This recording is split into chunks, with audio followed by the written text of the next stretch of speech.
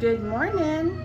I have just finished cleaning the main part of the barn, and I get a lot of questions on my setup, and wanted to show you guys before it got dirty again, which takes about 5 minutes. I'm starting in here because as soon as I go out there, the roosters are going to start crowing because they get jealous of my time. So this is my incubation room. Has a door to the outside. I do have an air conditioner in here. These are my incubators, obviously. I have brooders, big tank brooders like this. The other one's outside getting cleaned in the rain.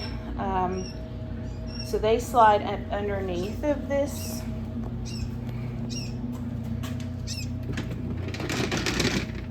Kind of out of the way.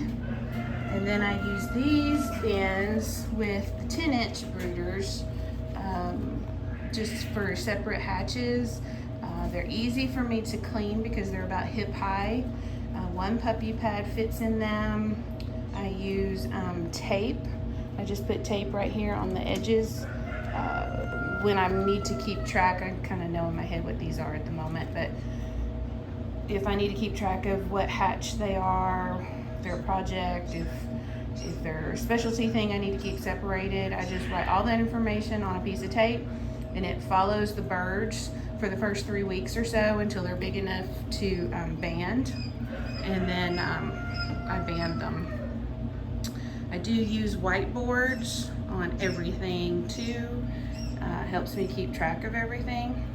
And the other secret item that I have is these furniture dollies from Northern Tool. They're $10, and I put them under everything. There's probably about 20 of them here. Really good underneath of the brooders.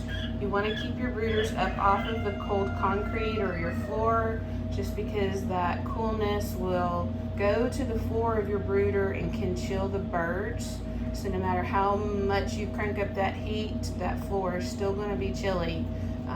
But a simple fix is just to get it up off of the floor, just a couple inches to let some air flow through there. And that will keep your chicks warmer.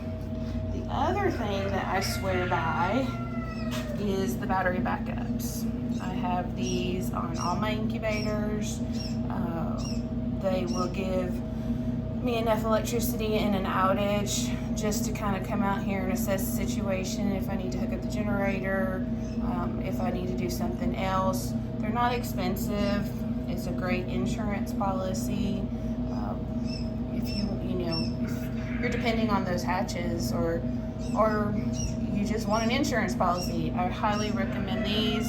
I will find a link, and I will put a link to that on my website, to Amazon, of which one that I use, and it gives me about an hour of electricity to decide if it's just a short-term outage or if I need to hook up the generator. Okay, moving on. This is my work table, hatching baskets. I have them everywhere. Tapes, Sharpies. I use Sharpies for everything too on my tape. There's my tape. My rolly cart. I love my rolly cart because it's like a movable desk that I can take wherever I want to go. So I keep the eggs on these hatching trays. Each one is coded. Like the blues are Egyptians, the whites are pharaohs, and then each one is marked by stack number, which I'll explain to that in just a minute. And then I can just move it straight out this door to the cages, put the eggs right on it, and then just roll them back. All right, so let's go out here and I will show you what's going on. I'll turn this fan off because it's loud. So it's very hot and humid because it's storming here today.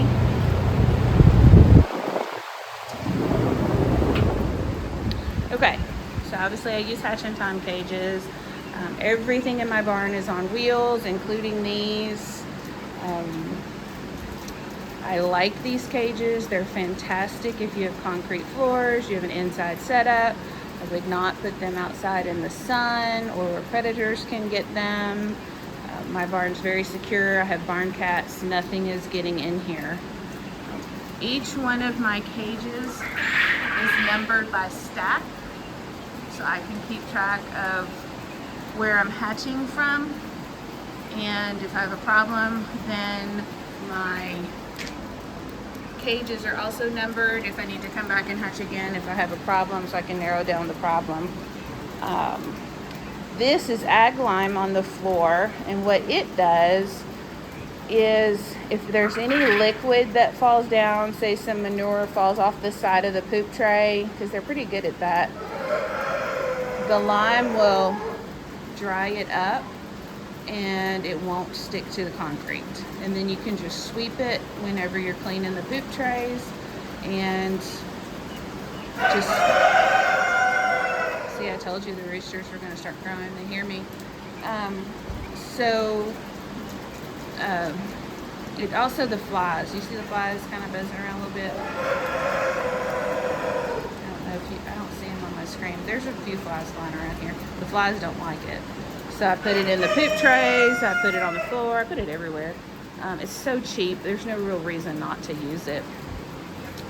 So, this side, all of these stacks are pharaohs. These guys are Egyptians. Guess what these guys are? Celadons. Okay, so what I do on the celadons is I put one bird per hole and see if it's a rooster or a hen and what color egg it lays. And then I band it accordingly. Now, this bird that laid the not celadon egg is actually a project bird. So I didn't really expect it to lay celadon on the F1 generation. But over here, see these birds? No, it's not a good example. Those are still not banded. Come here, baby. Okay, so a black band. See the black band on his leg? That means he's a rooster, so I don't have to keep sexing him. Okay. So see the blue band? That means she's confirmed celadon. And, well, she had another band until I picked her up. And then if there's another color band, come here. All right, see, like her, she's a confirmed celadon, and she is from orange hatch. And I have a whiteboard up here. So an orange batch, see orange, tells me she's from November. So that tells me how old she is. So that's how I keep track of my birds. So these are project birds, which is why they're in the celadon stack, so I can keep track of them, but they are project birds, so they are not going to lay celadon this time around. And that's why I have some regular eggs over on this side. Same thing here. These guys, I'm just waiting for them to lay so I can band them appropriately. These are all roosters. They're gonna go in with their girls shortly. Just needed them to be mature. They're not quite, but they're mature enough to start fighting, so I have to separate them. This is what I do when I have an empty stack that won't last much longer, because these guys are growing out, and they will need to go into one of these stacks for as breeders.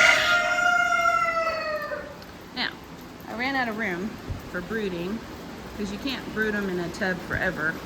So that leaves me over to here. So I have pens in my barn. So they're actually brooding in here. So these are the youngest ones. This is a mix of some pharaohs, some projects, and some ranges. These are all celadons or projects thereof over here, growing out. These have an automatic water system. Let's see if I can get around this wire. So there's an automatic water system right there, so I don't have to worry about them. They're off heat, that's unplugged. I just left it there for them to hide under. And they do have feeders in there, but I have J feeders out here, so I don't even have to go in there. They're big enough now I can start using the J feeders, so I have to be tall enough to do that. So this is how I'm growing them out. I had to put this netting up because these guys started flying out the other day, and kind of keeps them separated. But they're fixing to come out anyway. All right, what else do I have here? All right, I have an old walker.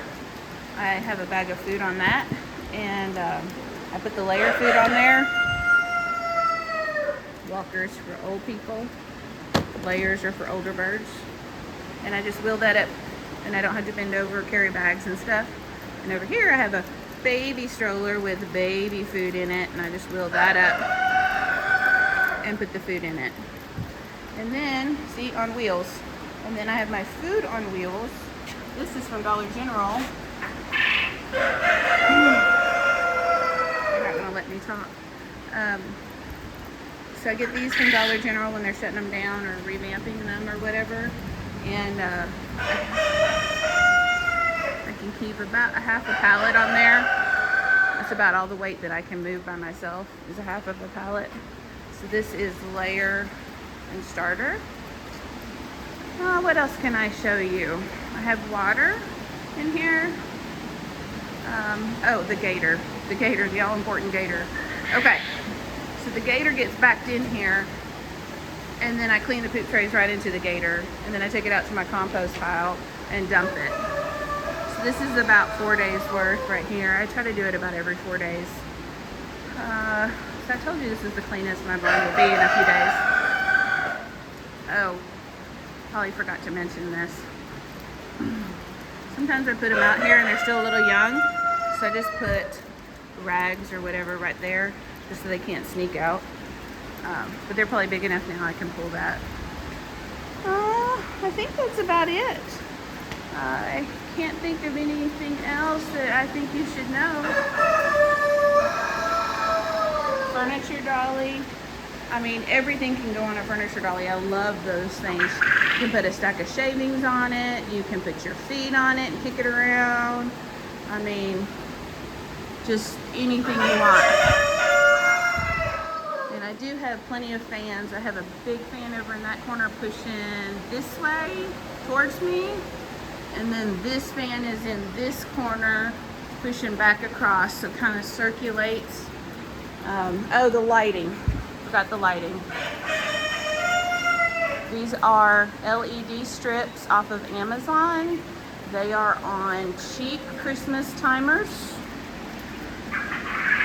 And you want at least 14 hours of lighting to get them to lay. So I have them coming on at 5:30 in the morning and going off about 8:30, 9 o'clock at night. And that keeps them laying. The fan is also on the timer, so I don't have to come out and turn it off and on. So I think that's about it. I'm going to get back to cleaning. If you have any questions, please follow me on Facebook. Subscribe to me on YouTube, because I'm going to try to be better about putting stuff on YouTube. And if you have any questions, just let me know. Oh, and eggs are always available on my website, www.bryantsroost.com.